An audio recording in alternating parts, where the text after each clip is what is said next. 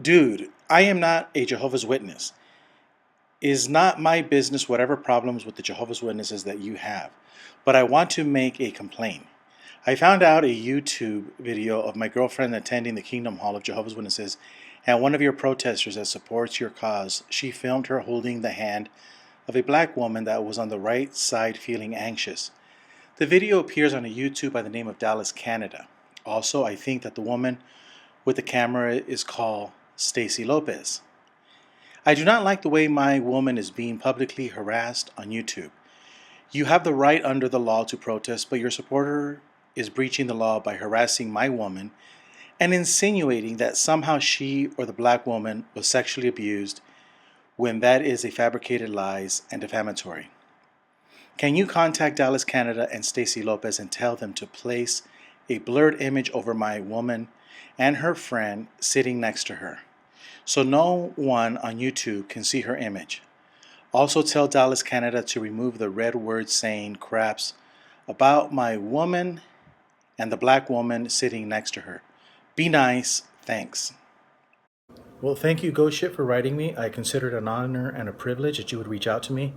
Um, I'm making this video within a few hours of your comment.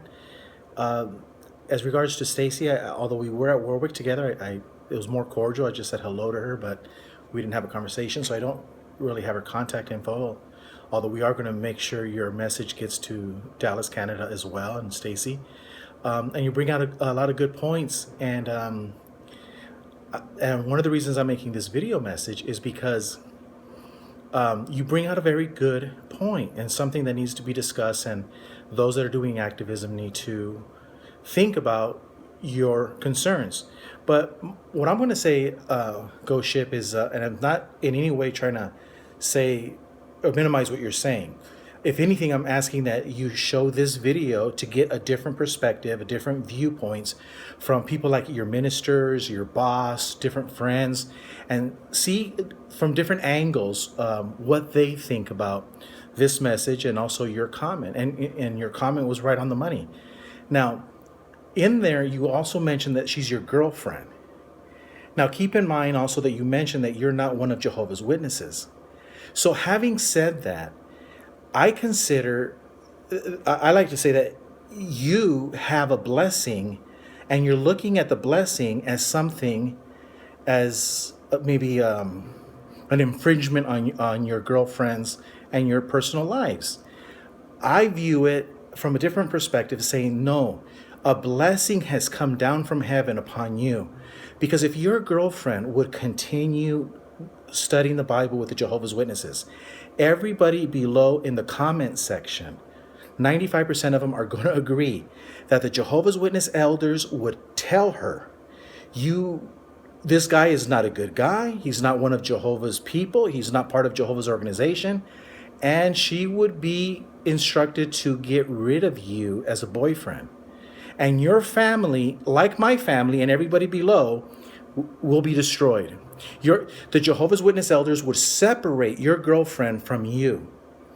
So the little shame and miscomfort, and also perhaps the comments made by Dallas, Canada, I think it's my personal opinion that you should consider it a blessing.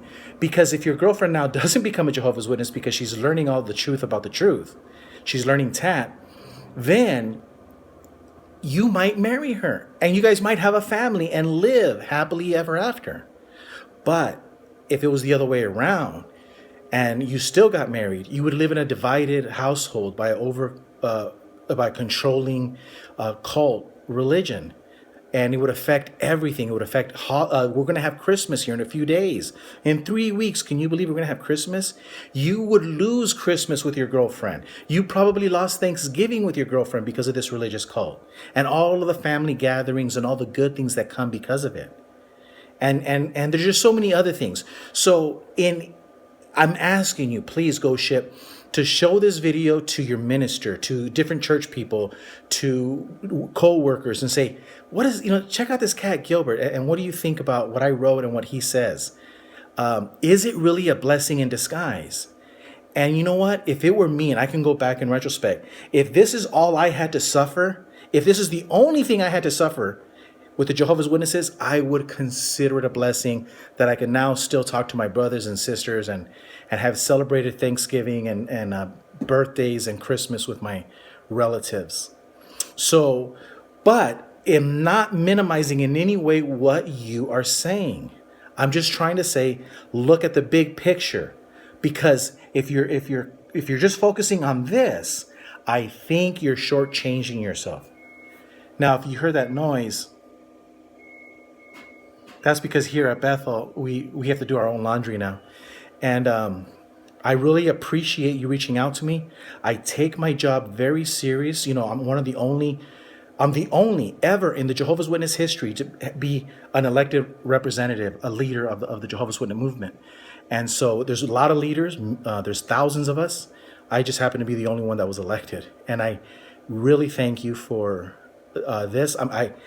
The reason I got back to you so fast is because I take my job very seriously. I take my job as an activist, and also I take your concerns very seriously, and I take my job as I take very seriously my job as J.W. Crisis, the Jehovah's Witness elder you wish you had when you were going to the Kingdom Hall.